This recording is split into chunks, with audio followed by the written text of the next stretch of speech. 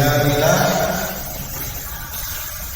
ayat 11. Dalam ayat ini dikatakan bahwa ya ta'allahu alladziina amanu minkum walladziina kafaru. Apa artinya? Masa kira ini adalah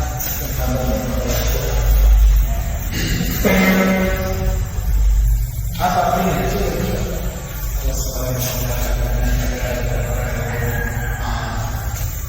Jadi salah satu keunggulan yang kita adalah pendidikan berada pada proses. Tapi perlu kita garis bawahi yang mengatakan bahwa ya ayyuhal ladzina amanu. Berarti harus kita usaha daerah pimpinan pemuda. Ya, saya adalah salah satu terpilih sebagai koordinator. Ya, dikasih amanah sebagai ketua bidang tablik di pimpinan pemuda daerah. Ya, inilah yang kemudian kita manfaatkan untuk membangun sebuah jaringan. Orang asal itu banyak menjadi pemimpin dia merekam. Ya, salah satunya adalah mungkin kita kenal namanya Armin, dia sebagai sekretaris umum. Ya, ini luar biasa. Kenapa luar biasa? Karena kita ini berasal dari daerah-daerah yang paling terpelosok. Tapi dengan adanya organisasi kita bisa bersaing dengan orang-orang yang berada di kota. Apa bedanya orang kota dengan orang daerah? Satu, kalau orang duri, ya orang kita ini pergi ke kota, kita ini adalah salah satu pemberani. Mau dihantam kiri kanan, ya tidak masalah. Karena kultur kita yang ada di daerah duri ini, ya kita selalu diajak bekerja keras. Di samping kita kerja keras, harus juga kerja cerdas. Ya, jangan hanya mengandalkan kekuatan fisik dan segala macam, tetapi harus dilandasi dengan akal dan pikiran, namanya kecerdasan. Paham? Ya, begitu Pak Ketua. Itu namanya bisa mengamalkan ilmu yang kita miliki. Ya. Apalagi? Kemudian ketika kita mempunyai sebuah keilmuan, berarti kita bisa mendorong orang lain untuk bisa menempuh sebuah pendidikan. Ya, dalam kata lain adalah bermanfaat bagi orang lain. Ya. Makanya ada hadis mengatakan bahwa sebaik-baik manusia itu adalah yang bermanfaat bagi manusia-manusia yang lain. Kalau ada di antara kita yang ada di sini yang tidak bermanfaat bagi orang lain, maka itu bukan orang. Bukan orang, tapi manusia. Beda itu orang dengan manusia. Beda. Ya, tapi nantilah kita diskusikan. Ya. Apalagi?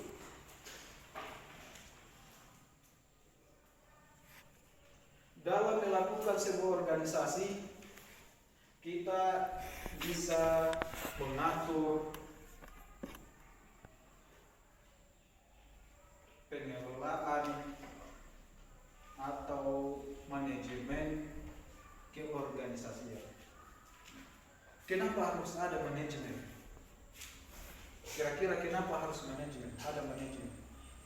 Karena kita di sini adalah dilatih untuk bagaimana kemudian mengatur pola-pola pekerjaan kita.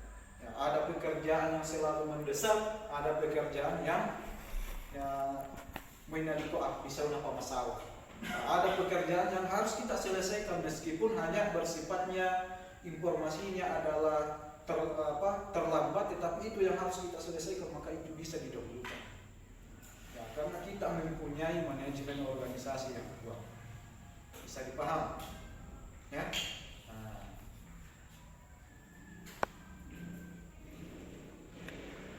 Kemudian dalam mengelola sebuah organisasi,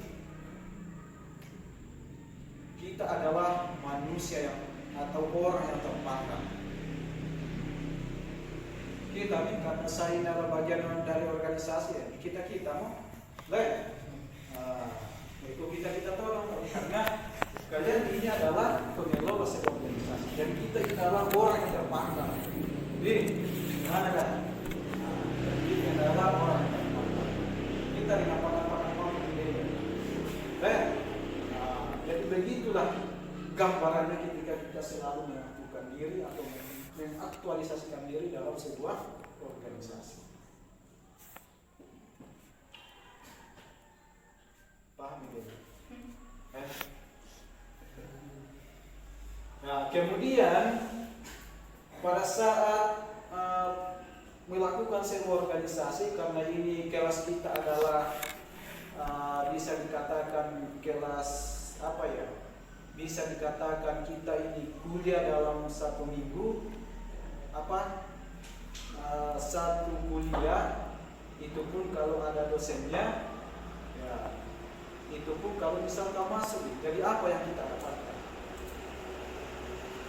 Jadi kalau kita berkuliah itu hanya berapa persen kita dapatkan? Saya rasakan hanya berapa persen. Di luar 80% atau di dalam 80% itu adalah bagian dari organisasi. Lagi aja akhirnya kita susi jadi para kuliah orang? Tentunya tidak. Lagi aja akhirnya kita mereka juga susi ke yang bukan organisasi, yang mana dimiliki oleh persentase makalah sudah. Sama nih. Jadi bagaimana kita mau berkembang kalau begitu caranya? Salah satu untuk mengantisipasi adalah berorganisasi.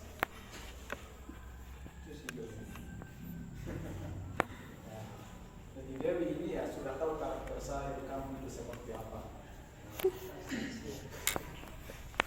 Jadi kalau pulang kampung, baik biasa sih waktu jobolah aku mengalami kamu atau mana?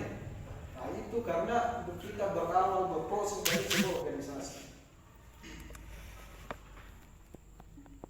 Kita punya kapasitas keilmuan yang cukup.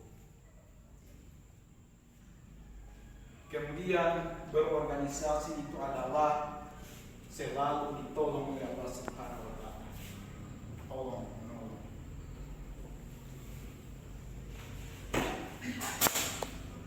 Kenapa dikatakan tolong menolong?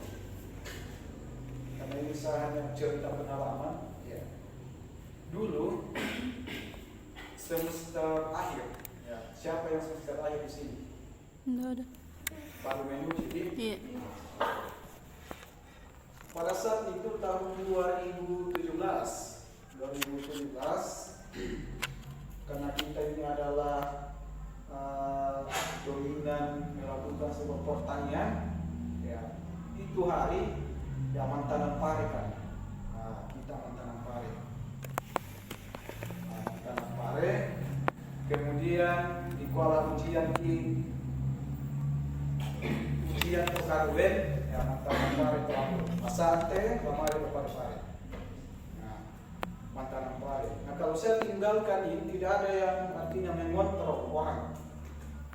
Doa mengucap. Nah, harus berdoa kepada Allah, ya Allah berikan aku kemudahan. Alhamdulillah dapat timba solaku sekampung nalana jemput. Pada saat itu lamenta ada kidoi ke dalam isi kantong hanya berapa ribu, 7.000.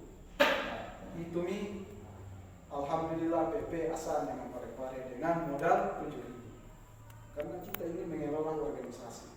Nah, pas lantu mempare-pare ya di kukuang kuma AIBT aku bisa ujian karena belum sempat dibayar SPP, belum sempat dibayar uang ujian, tapi alhasil nama yang paling pertama di ujian kan itu adalah saya. Nah, pada saat itu saya ini bingung, kenapa bisa seperti ini? Nah, saya menghadap ke Pak Dekan, Pak Maki, ya, mungkin masih dikenal di Pak Maki. Saya menghadap sama dia, Pak, kenapa bisa seperti ini?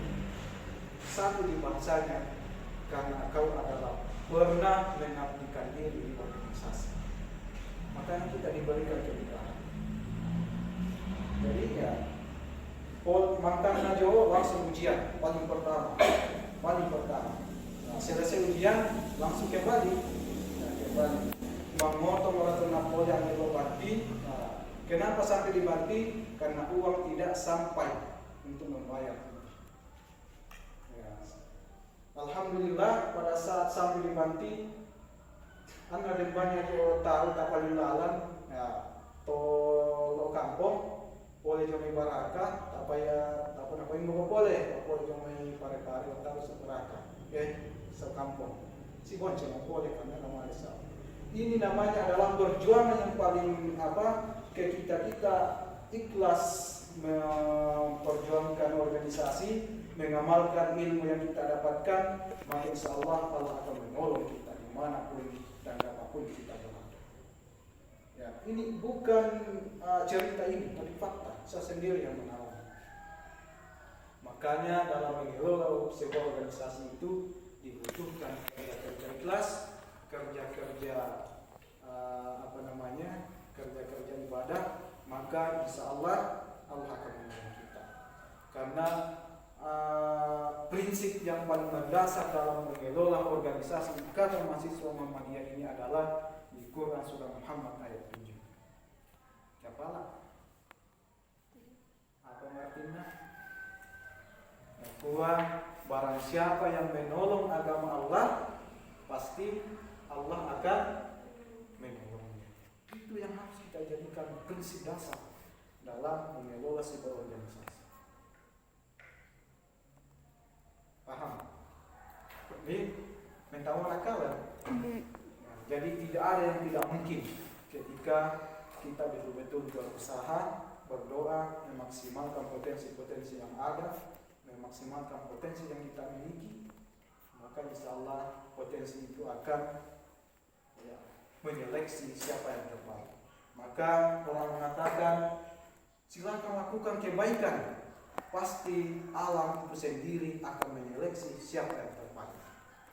Ya, bukan manusia yang menyeleksi, tapi alam yang menyeleksi. Kalau alam itu yang menyeleksi, akan bermanfaat, akan berefek kepada manusia. Maka terdahulu, kalau ada orang yang terdahulu mengatakan bahwa Syafiq atau Allah ya itu pas sekolah ya Napoli melakukan konstruksi bangunan dan pas sekolah tak ada. Kira-kira apa masalahnya? Karena ilmu yang didapatkan di luar sana ya masih ya kehidupan misalnya Waikula ya kajar muda itu Waikula di sana banyak santos sama iso apa boleh melakukan di pas bisel Allah. Jadi artinya mengelola sebuah keilmuan dalam organisasi itu adalah ada namanya etika. Etika. Namanya etika itu bukan hanya ketika siapa kita tabe, bukan hanya seperti itu. Tapi etika itu adalah bagaimana kita etika berbicara, etika bertingkah, etika terhadap orang tua, etika terhadap sesama. Itu yang harus kita perbaiki. Ketika itulah yang kita amalkan dari ilmu yang kita dapatkan, insya Allah orang akan segan terhadap kita. Jadi, Susi Dewi,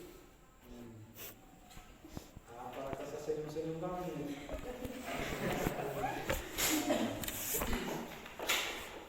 Begitu. Karena dia boleh masalah apa na suatu dota. Alam na Jokowi, kajak pojok nak, kau dia turun.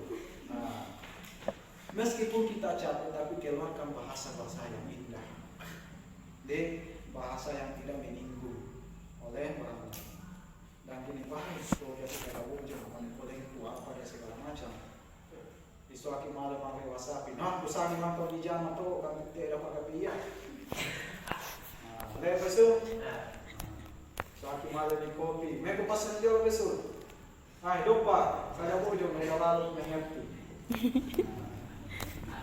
Jadi keluarkan bahasa-bahasa yang santun. Makanya saya katakan etika itu banyak macam. Etika dalam berbicara, etika dalam bertingkah, etika dalam bergaul sesama manusia, sesama ya, berorganisasi, etika secara bermasyarakat. Paham sampai di sini? Apalagi? Atau ada yang dipertanyakan?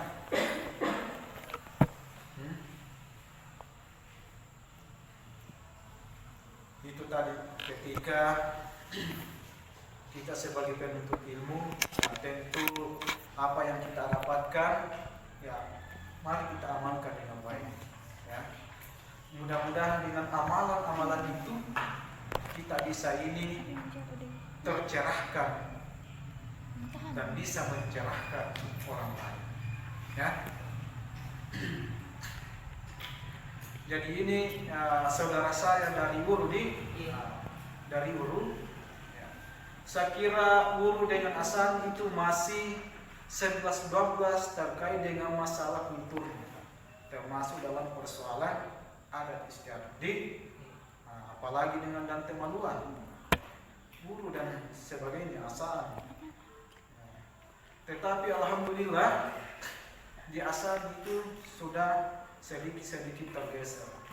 Tinggal yang susah untuk dirubah itu adalah yang 40 hari itu begitu. Yang menasana atau tahu ke maturita sangke di rumah apa dengan nama teman-teman tua. Apa sih? Kita tahu dah sih. Berarti secara tidak langsung ada doakan itu nama di mati ke tua. Nah, apakah itu masuk etika atau bagaimana? Ya.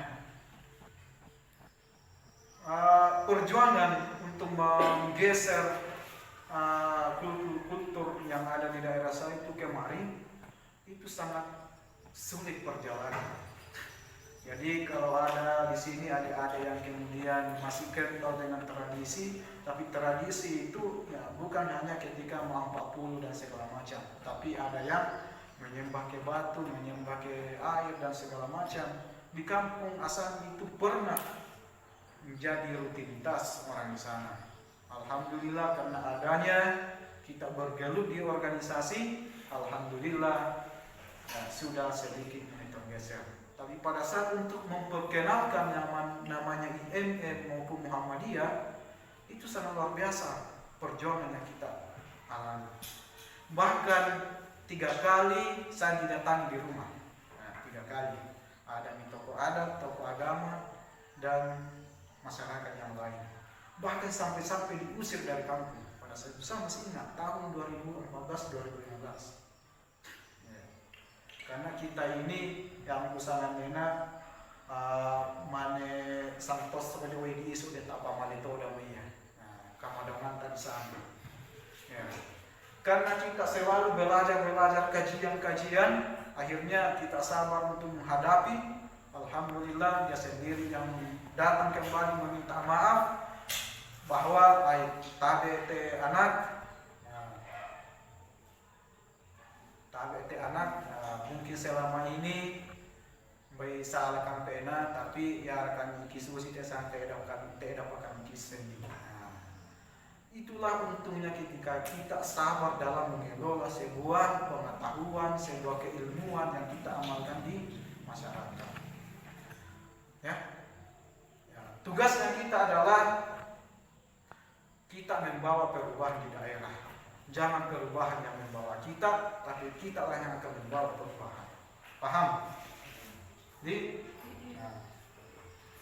Sampai jam berapa ini Ibu Madam? Sampai selesai. Nah, apa kita pernah selesai na lagi? Sampai selesai na? Iya.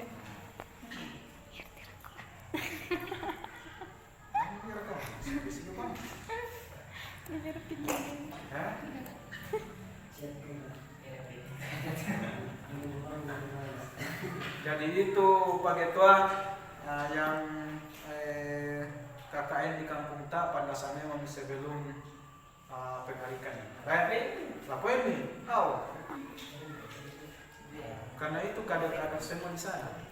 Jongasan itu kosong-kosong. 01, 02.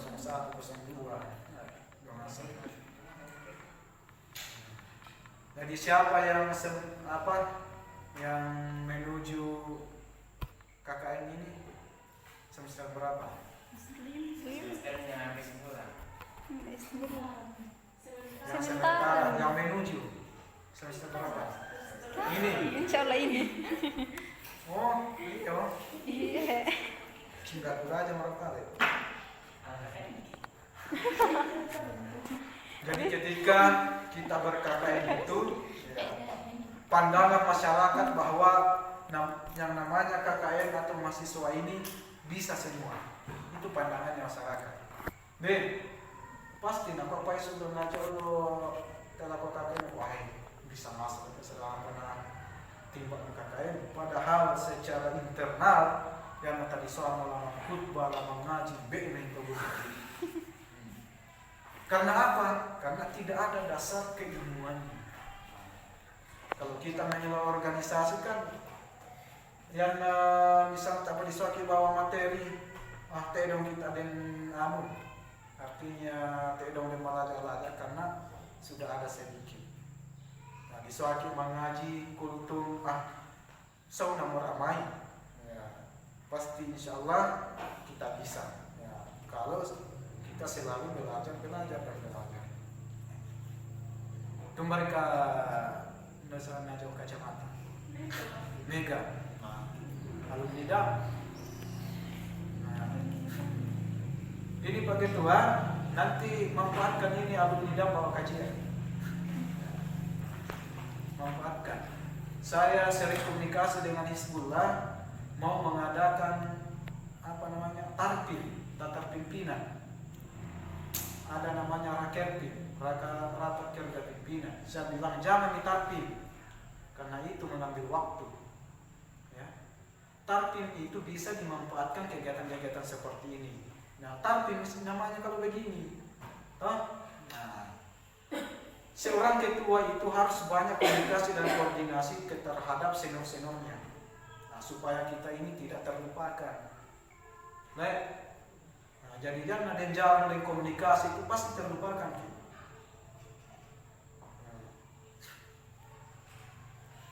Jadi Narti dan kawan-kawan ini ya kita tidak lupakan karena sering komunikasi.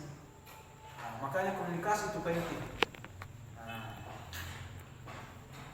Mengelola organisasi itu ya yang harus kita lakukan itu adalah komunikasi dan koordinasi dengan baik terhadap sesama pimpinan, sesama mahasiswa, bahkan kepada senior-senior yang ada.